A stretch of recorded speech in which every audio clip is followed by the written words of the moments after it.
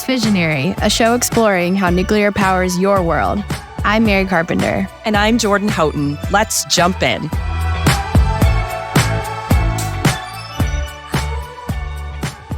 Hey, Jordan.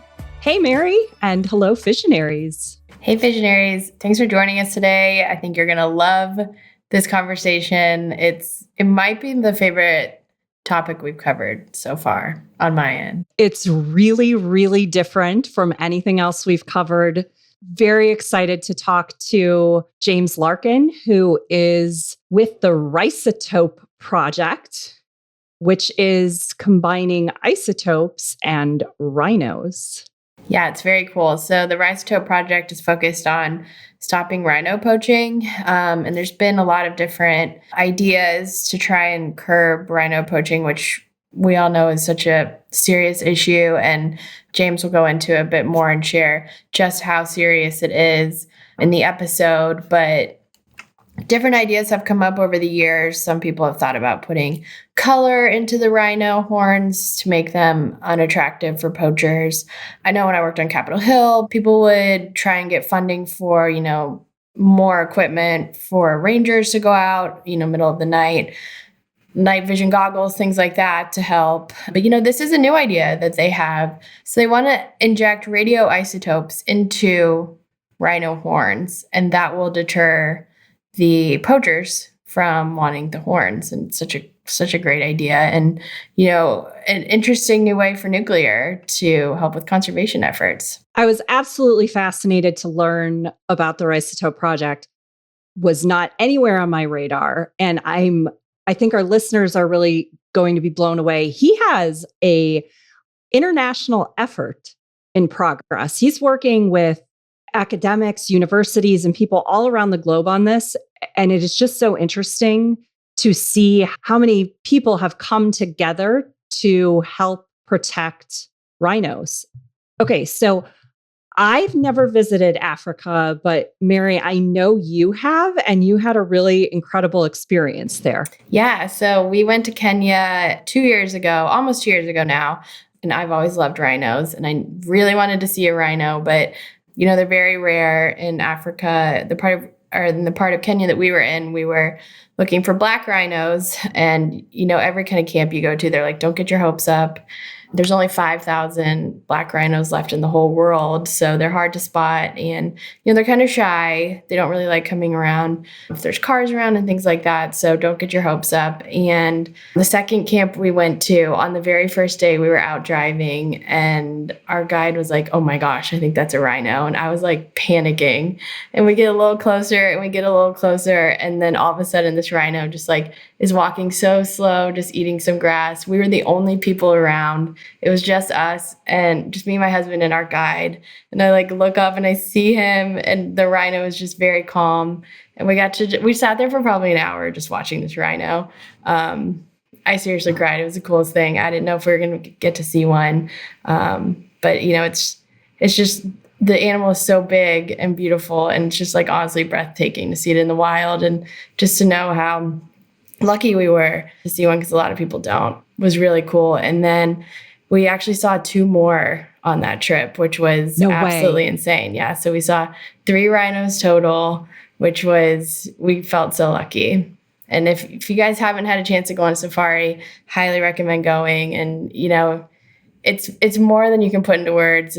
It's breathtaking to see these creatures in the wild in their natural habitats. And it's something I think everyone should try and do, because it really changes your perspective on how important it is to protect them and their environment. And you can't describe it unless you see it in person. It's really cool. Absolutely amazing. I got chills while you were telling that story. I think it's a great way to jump into our interview with James.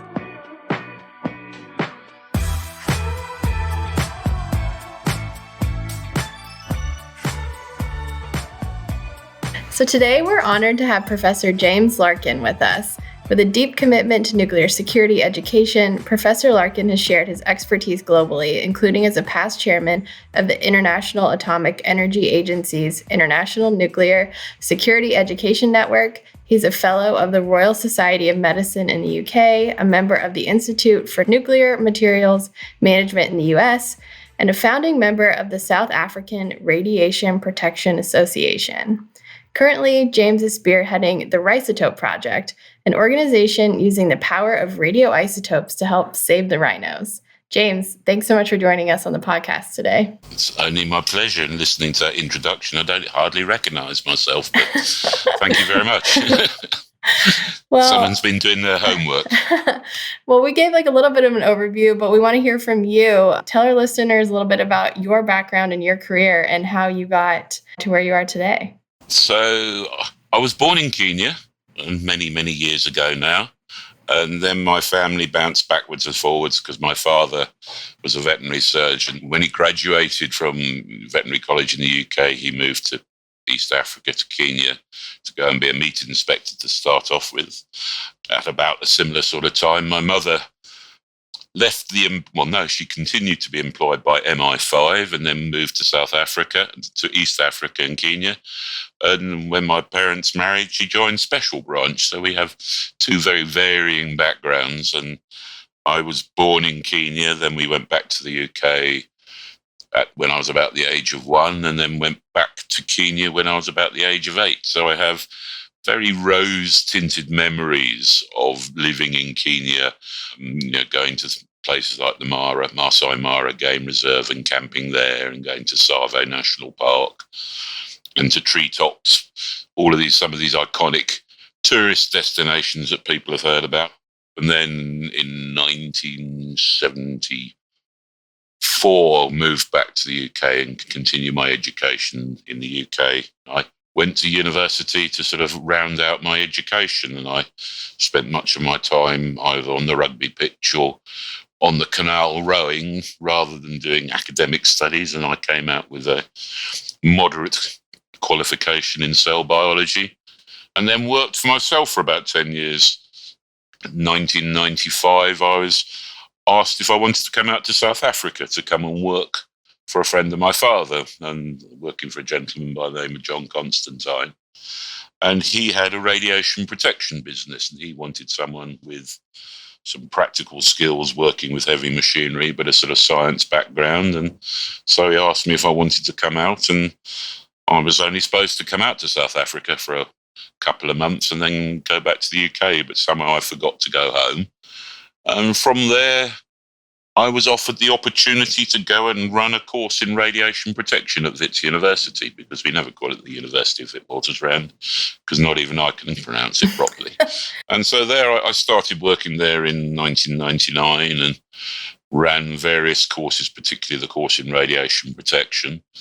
And had you asked me 5 years ago, where do I see myself in 5 or 10 years' time, it certainly wouldn't have been working on trying to conserve and prevent poaching of rhino.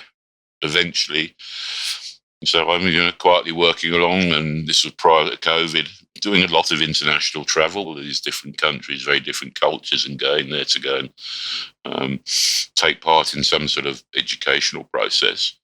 And then COVID came along. And so all of that travelling came to a very shuddering halt, because here in South Africa we had quite an extreme lockdown, certainly for the first couple of weeks. And so that very much gave me some time to sort of look at the walls and scratch my head, and then, think about this project. It came about because at around about 2019, I met two women who had a project going where they were injecting dyes and poison into the horn of the rhino. And they wanted to know, would it be possible to put radioactivity in it? I said no, because I'm quite keen to stay out of prison. I don't look good in orange. And so from there, so I sort of said no, but it did, then plant the seeds of an idea in my mind, because I understood, I suppose, having the knowledge about sort of what efforts globally have been done in nuclear security and what's been done to prevent nuclear terrorism, I realised that there's something like 11,000 installed radiation monitors around the world.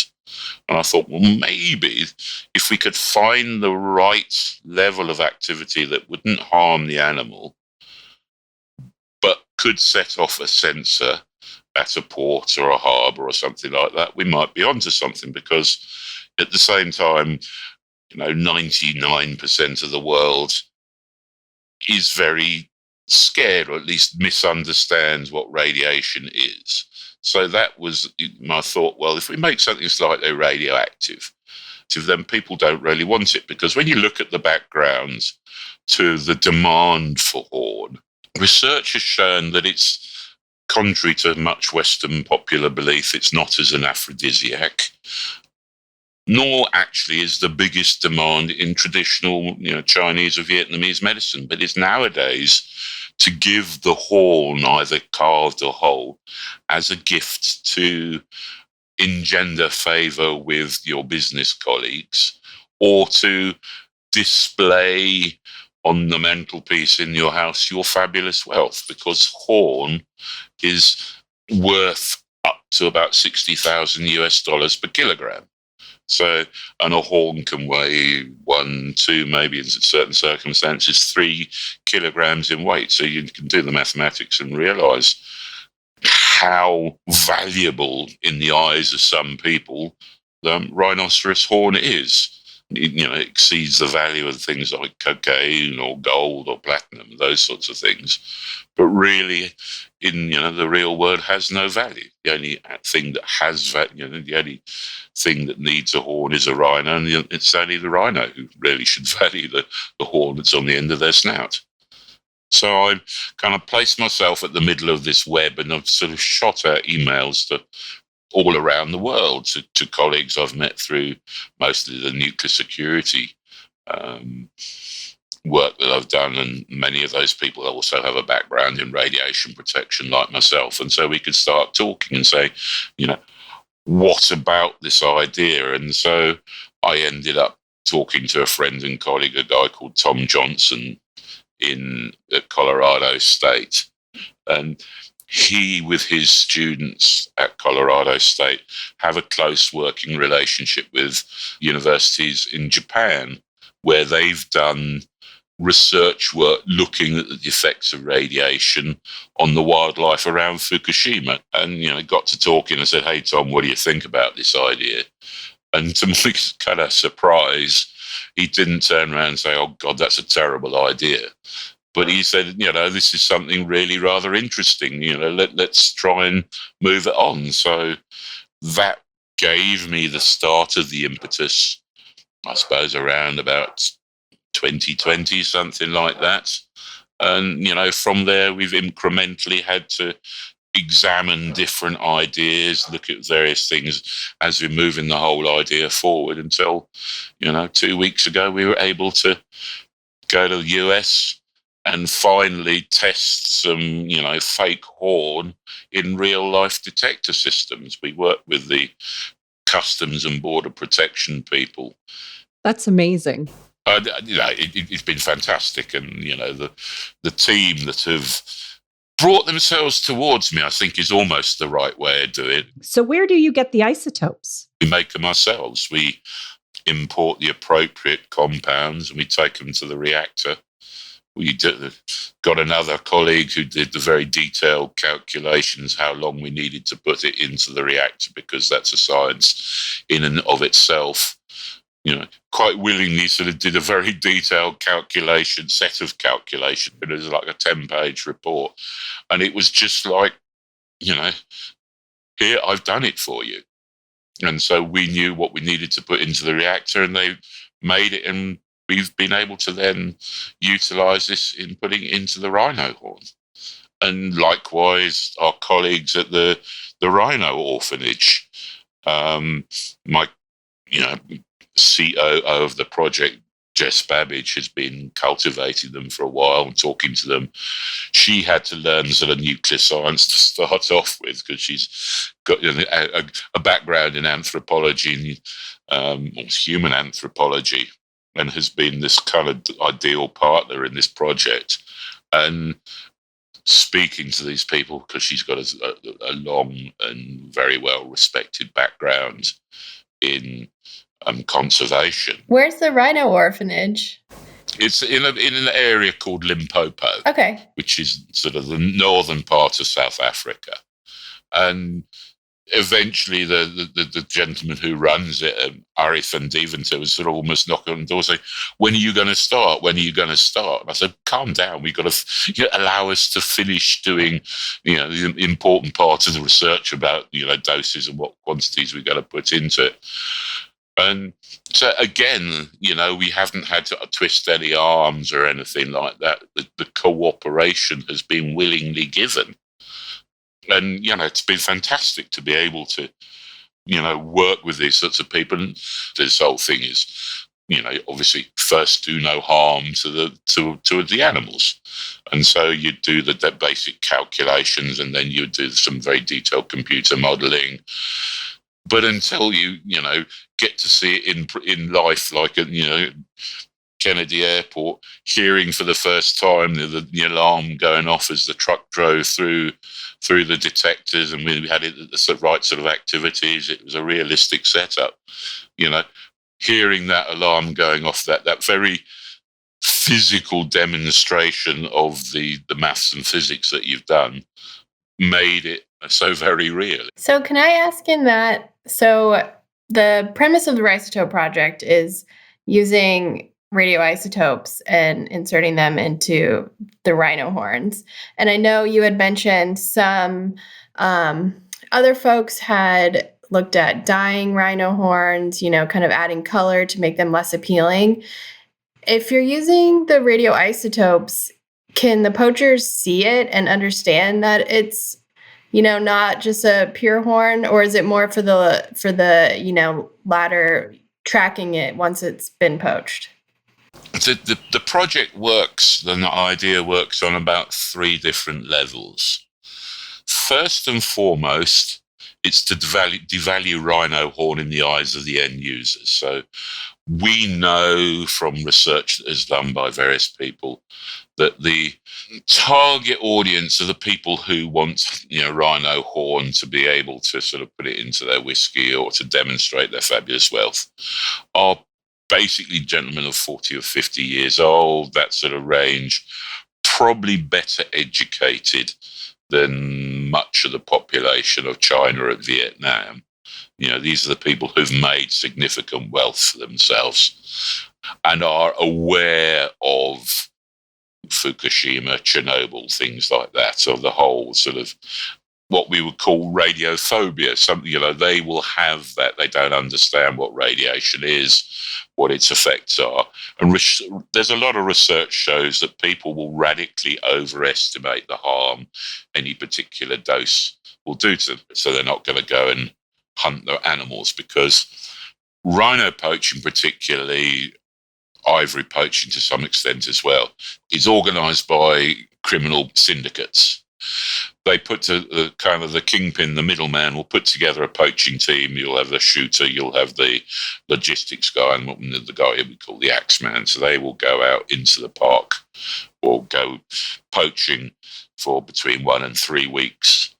They're out to just make money any way they can. So we devalue the horn in the eyes of the end users. Secondly, then, if an animal's horn is taken, and this is kind of a bittersweet situation for me, because obviously we don't want the animal to be poached in the first case. But if the horn is taken, then we get that second bite at the cherry to be able to, the animal's death hasn't been completely in vain. We are now putting the smuggling routes under threat of detection, because we've shown that it's now significantly easier to detect horn as it's moved along the chain from southern Africa to the Far East, because even if it's smuggled out of southern Africa through Mombasa, Mozambique, through the DRC, it will still either go into a container or it will go into an airline suitcase or something like that. And if the detectors aren't working at one point, say in South Africa or Mozambique, they can be working in Malaysia, in Singapore, in Abu Dhabi, in Dubai, Qatar, places like that. All of these places have newer systems than the fact that the ones that we tested at JFK. So that means that that's the second point that we push back on the whole poaching chain. And the third point is that we have a philanthropic and educational aspect to the whole project. So we will engage with local populations around game farms. Particularly, we work with young women and schoolgirls because it's the women who, are the backbone of the family. So you did the testing, and I'm curious now what's next, but I'm also curious when you think you might actually be able to try it in a live rhino. Well, we've already started our pilot project. So 20 live rhino are now radioactive, if you want. They have radioisotopes inserted into their horns, and this is at the Limpopo Rhino Orphanage. We are following those now until the end of December, so it's a sort of 6-month period where we're looking to see if there's changes in behaviour, changes in horn growth or anything like that. We don't predict that there will be from the modelling that we've done. At the beginning of next year, we'll dart about 10 of those 20 animals. We'll take blood samples. We'll take other measurements as well, look at the sort of the gross well-being, and do a visual inspection, a close visual inspection of the horn and things like that. And after that, provided nothing should prove untoward in the blood tests or anything else, we are then, if you like, open for business. We will then happily engage with stakeholders in the health and welfare, people who want us to use this system on their animals. So we'll starting early next year. Who decides what rhinos would participate? Many of the rhinos in South Africa are actually in privately owned, private hands. Oh, interesting. Unlike the rest of Africa. And in fact, now in South Africa, there's probably more rhino in private hands than there are in national parks, which for us is quite a good thing, is because then we can quietly chip away, if you like. We can work with one rhino owner and do their animals or do the percentage of their animals and then just quietly move on. So government organisations are always that bit more loath to commit to something like this, which is obviously a very radical departure from what they're used to at the moment. The whole idea is we want to be able to, by treating a percentage of the number of animals on a farm, it's going to get to the point where the poachers say it's just not worth our while to even go onto that farm because we don't know how many of the animals have been treated. If they've taken the horn, they're going to get rid of it, and it's going to go into the smuggling routes, which is, to my mind, then puts those smuggling routes at threat. And the research has shown, the results have shown, and the findings have shown that, if there's rhino horn in a container, a sort of shipping container, there's almost always other illicit wildlife trafficking goods, other illicit goods there as well, all of which then are put at risk because, if a detector goes off at a port or a harbour or something like that, the whole container is moved to one side for what they call a secondary inspection, which generally means breaking the seal, the customs guys opening it up and actually having a darn good rummage around inside to see what set off their radiation detector. And, they will then, if they're opening up a container and they find a rhino horn, then they're going to start looking rather closely at the rest of the contents of that suitcase or cargo or container. What is your plan, or do you have one yet, for how you're going to spread the word and make it so poachers know that there are isotopes in rhino horns? Welcome to our plan. You're part of it. Happy to help. It's a continual engagement with social media, with the press. The power of social media nowadays is just growing and growing. But, you journalists are honorary members of the Rhisotope team, because that's how we're going to do it. It has to be working with well-placed individual journalists who we need to cultivate, we need to talk to, we need to explain to them how the system works, what it is, what we're trying to do. And, from the launch this time around, you have seen, any number of publications in, various different languages. Even I know it's got to the Taipei news, but it's just that growing process of engaging with people who want to hear our story, I suppose, is how we do it. You mentioned governments. I'm curious, is the South African government interested in this project, and are other African countries interested? Yeah, look, we haven't spoken much to the, South African government. We've not had a formal discussion with them yet. That will come in the good fullness of time. Because of the years I spent in radiation protection education at the university, I've been quite privileged to sort of educate and at least talk to a number of the different senior members of various different regulatory authorities out through much of Africa. So, because South Africa is a place where a lot of African students will come to do appropriate technical and scientific education. And so it's been my privilege to be able to work with some of these. And I know some of these people are following us on LinkedIn and places like that, and just quietly watching to see what's going on, places from Botswana, from Namibia, Zambia, all places where hopefully in the near future we'll be able to go and do some work to be able to, work on the populations of rhinos that are held there. Do you see this being able to be used in other endangered species? Yes, and we are kind of warming up that discussion on a number of different fronts. Had some very fruitful discussions with colleagues in the Netherlands to look at how we can devalue elephant ivory. I'm in the process of trying to find a way to get a pangolin carcass to Australia to do some ultra high resolution scanning at the Australian Nuclear Science and Technology Organisation. They have a synchrotron there, which is one of two in the world, which is set up to do ultra high level, high resolution scanning. If you think of a CT scan, but do it at 10 times the resolution, so you get like 10 times the information. And more recently had some very interesting discussions with one of the Brazilian government research organizations. They would like to sort of participate and find ways to look at things like toucans and Amazon alligators. And then kind of somewhere down the line, we want to be able to look at things that plants called cycads, which are prehistoric type plants which are around in the dinosaur times and still exist, but for reasons best known to collectors, all of a sudden have become very desirable for collectors to own.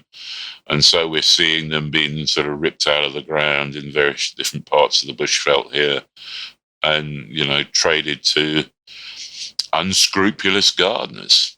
Wouldn't have thought that gardeners of that could be described at that sort, but there are, people who are prepared to pay tens of thousands of dollars to own a specimen of a plant that's, almost prehistoric. On elephant and other species, obviously there are a number of behavioral and anatomical and physiological issues that we need to consider very carefully to see whether it's a practical solution. You get to understand that these are really quite special animals. And, if you take rhinos out, you take elephants out of an ecosystem, you will see extraordinary and profound changes to that ecosystem, be it white rhinos or black rhinos. By removing these mega herbivores, you radically alter the foliage that is there, and then it continues to grow and it becomes, I wouldn't say stale or anything like that, but you'll begin to find that, you'll get one particular type of plant or bush beginning to dominate in a particular area.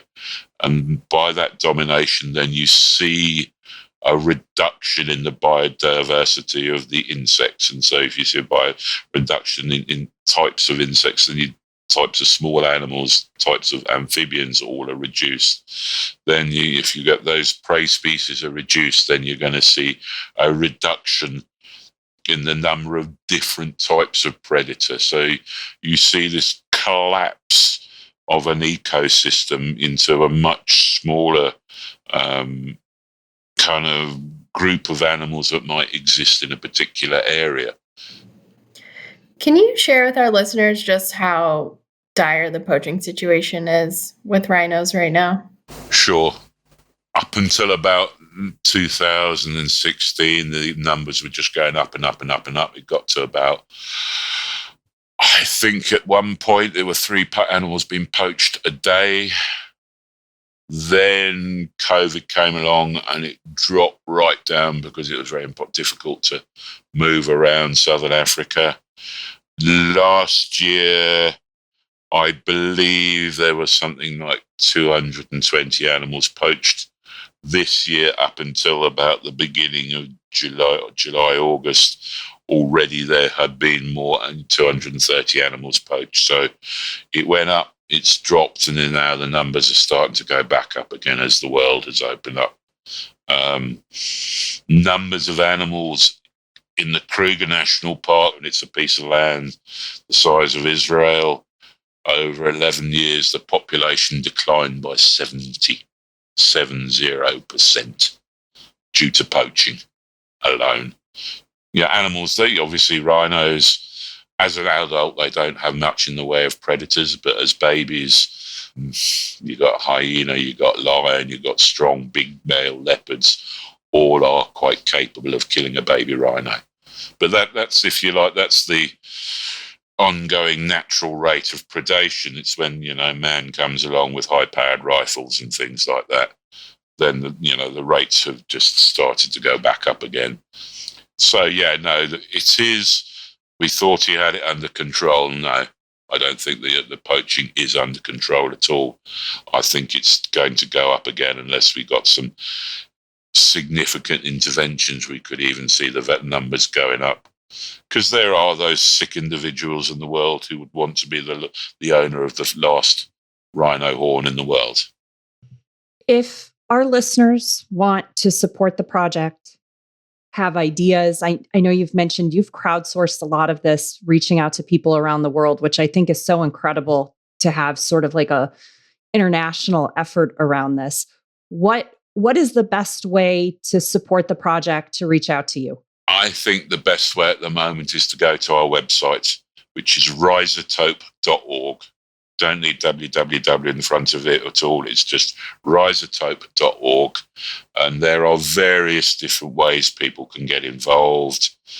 Obviously, the one important thing is the donation of money. There is other ways. If you're a corporate, then you can go to click through to the university's University Foundation, which is, there's one in the US, there's one in the UK, there's one in Australia. But if there are corporates who want to give, then there is the appropriate documentation which can be produced for the corporations for those types of donations. But if an individual wants to go through the PayPal portal, then please do so. Earlier you mentioned that rhinos have different personalities. Do you have a favorite rhino you've met? Oh, I think there's a rhino. He was in the Eastern Cape. He's been moved to another game farm as a part of sort of genetics. One called Denver, and he and another one called Igor were the 2 rhinos this is where our journey started, where we did some initial work putting stable isotopes into the horns to see if there was movement of material out of the horn. And somehow he's got a kind of quiet nature. He always looked after his younger sisters and things like that. He's grown into be quite a handsome lad now. And I somehow, it just sort of tickles me that we have that one called Denver. He's, if you look at a picture of him from right in front, this rhino hasn't missed a meal in his life, because he's almost a nice perfect circle, which is a good healthy shape for a good male rhino. We've been asking everyone this season their favorite binge watch show. What program have I binge watched? It was The Gentleman, but then there was one or two other definitely. And that was the last one, which kind of I thoroughly enjoyed. So kind of gives you the background of where I've come from, to if you understand that sort of sense of humor. Well, we appreciate everything you're doing with the Rhisotope Project, and Really appreciate you coming to Thank talk you. about it. And hopefully we can help share the word. Please do. Well, that was a really cool conversation. I'm glad James shared how listeners can get involved with the Rhisotope Project. Yes, absolutely. If you're not following them on social media, go for it. TikTok, their website is full of really great information as well. So definitely follow up if you're interested in getting involved. Have you watched The Gentleman that he mentioned? No, I haven't watched that yet. Have you? No, it's great. I'm getting new things to watch, but I feel like I'm behind. I need one of our guests to say they've watched Emily in Paris. Which I am right now, and I'm loving this season. As always. I just finished watching it. Yes. Oh, you finished the whole thing? I haven't finished it yet. I did. I'm not going to spoil the ending, but it's interesting. There could be a seismic shift happening. Oh, well, I just saw it got renewed for season 5, so I'm here for that. Excellent. Well, James, amazing conversation. We will have to have him back at some point to give us an update once they get further along in this project and hear how things are going. Just absolutely incredible work and use of nuclear. Yeah, and any listeners, if you guys get involved with the Rhisotope Project or any other interesting conservation efforts, we'd love to know. So, leave a message or follow us on socials and let us know. Yeah, we're interested to see how you guys engage with this episode. And if you enjoyed the show, support the podcast by subscribing on Apple, Spotify, or wherever you listen. And don't forget to leave a comment and let us know your thoughts on the episode. Thanks for listening.